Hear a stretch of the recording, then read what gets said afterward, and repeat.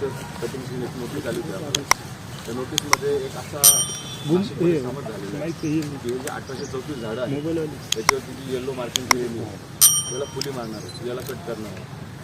आणि ही झाडं हे जे पहिली गोष्ट आमचा हा विषय आहे की तपोवन ही एक संतांची भूमी आणि आपण हरितकुंभ करतोय. हरितकुंभ करताना मॅडम म्हणतात की 10 वर्षापूर्वीचे 10 वर्षाचे झाडं तोडणार, 10 वर्षाचे वरचे तोडणार. पण झाडांना तोडण्याचा जो निकष आहे तो त्याच्या वयांवर नसला पाहिजे, ही आमची मागणी आहे. आणि दुसरी गोष्ट अशी आहे की हा जो नाशिक कुंभमेळा आहे याच्यामध्ये जग बघणार आहे, भारत बघणार आहे, स्वतः मोदी लक्ष देणार आहे. तर आपण एक चांगला संदेश दिला पाहिजे, की जगाने आदर्श घेतला पाहिजे. एक ऑब्जेक्शन जे आहे पलीकडचे आहे. आता आमचा समज असा आहे की साधारणपणे तुम्ही एकदम रस्त्याच्या बाजूची झाडं असतात ना तशी नोटीस दिलेली आहे. आम्हाला जे पाहिजे आहे ते टोटल सुप्रीम कोर्टचे डायरेक्टिव्ह जे आहे त्याला EIA म्हणतात. EIA जे आहे एन्व्हायरमेंट इम्पॅक्ट असेसमेंट जी आहे ती केल्याशिवाय तुम्ही ह्या गोष्टी करू शकत नाही. आता जी माननीय आयुक्त आणि सहाय्यक आयुक्त यांनी जे वृक्ष प्राधिकरणाकडनं जे मागवले आहेत ऑब्जेक्शन्स, ते ऑब्जेक्शन्स जे आहेत ते 8 पैकी एकच भाग आहे.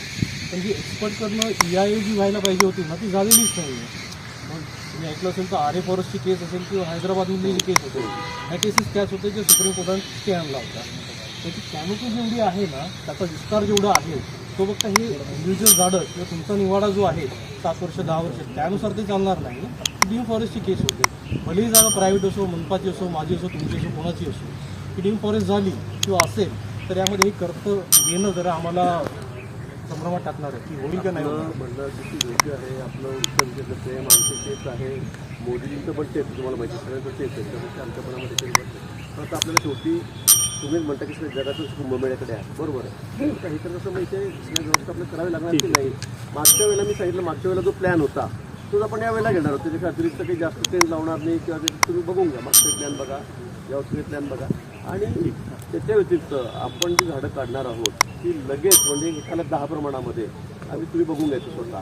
मोठी झाडं आणून 10-15 फुटाची आणून मोठी झाडं आणून आपण तिथे फाशीचा डोंगर आहे, अजून दुसरं आपलं पेट रोडला आहे, तिथे जागा भरपूर आहेत, तिथे 1000 झाडं लागू शकतात.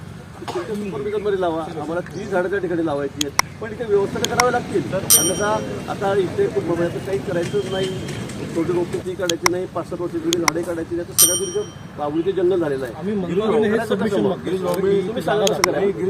आम्ही तुम्हाला एक सांगतो, सर्वप्रथम आम्ही पर्यावरण प्रेमींच्या वतीने एक भूमिका जाहीर करतो. बरेच नाशिककरांना असं वाटत असतं की पर्यावरण प्रेमी हा विकासाला विरोध करत असतो, परंतु आम्हाला विकास हवा आहे परंतु विनाश नकोय, ही गोष्ट महत्वाची आहे. आणि आम्ही काय तुमचे वैरी नाही आहोत, आपण सगळे बरोबर आहोत.